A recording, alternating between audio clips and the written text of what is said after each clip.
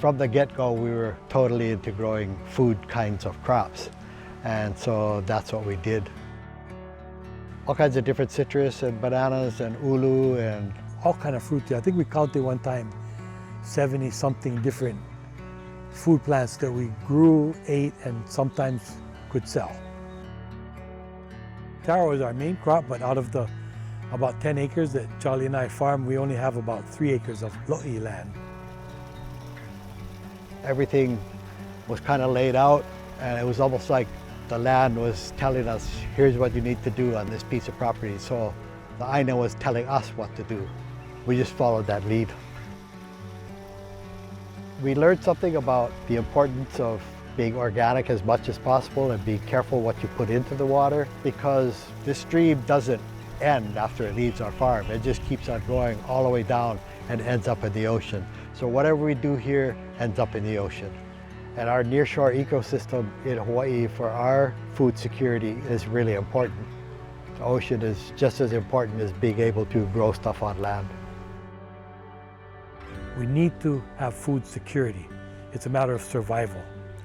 And so all those things have kind of come together. The water is just a part of that much bigger picture. It's still a big part of it.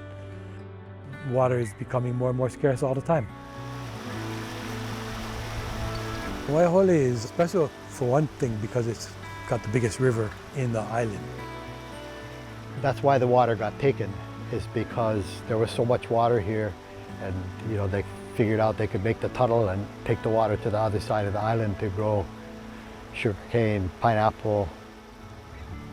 We didn't know that when we began our water fight at that time, something like 95% of all streams had been taken to some extent by sugar irrigation.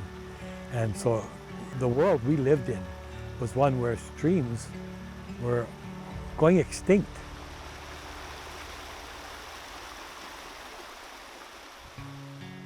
Because Paul and I were young and we didn't have any assets and things like that, we qualified for legal aid and they were able to take our case.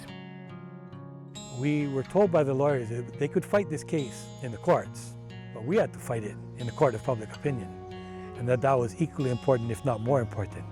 So we went off to neighborhood boards and town hall meetings and all kinds of things all over the island. Once enough people knew about this and they knew what it was all about, then it was almost like a done deal. It was in the news, people were talking to each other, and so it inevitably gets to the people who are making decisions. And it ended up with the court saying that just because you own the land up Mauka, you cannot take the water to the detriment of downstream users. And so that was an important case. It wasn't by any means the first water case in Hawaii. There have been a lot of them. But it was one that allowed a lot of people to wake up to the importance of growing taro again, to the importance of small farms, the importance of water flowing in streams. It all coincided kind of with the back to the land movement and hippies and stuff like that. And we were hippies to begin with, but I guess once we became farmers, we kind of grew out of it a little bit. When water was restored to the stream, farming became much easier. The water is much colder. The stream channel stays way cleaner. The fish in the ocean, in the estuary, we thought it might take decades to see a result.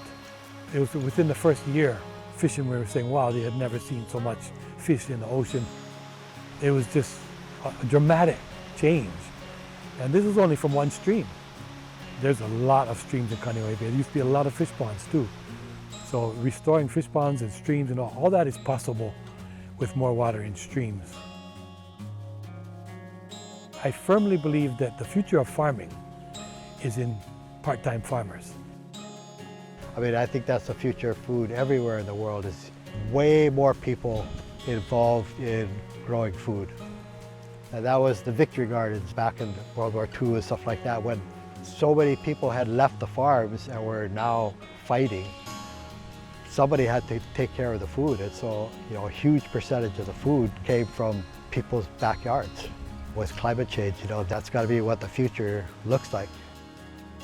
I think that there are a lot of closet farmers out there. And with social media and communications that we have nowadays, it's possible to exponentially increase knowledge about farming.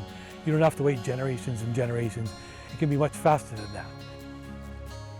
Agriculture in urban areas is going to be more and more important. Like I said, the future of farming is in part-time farmers.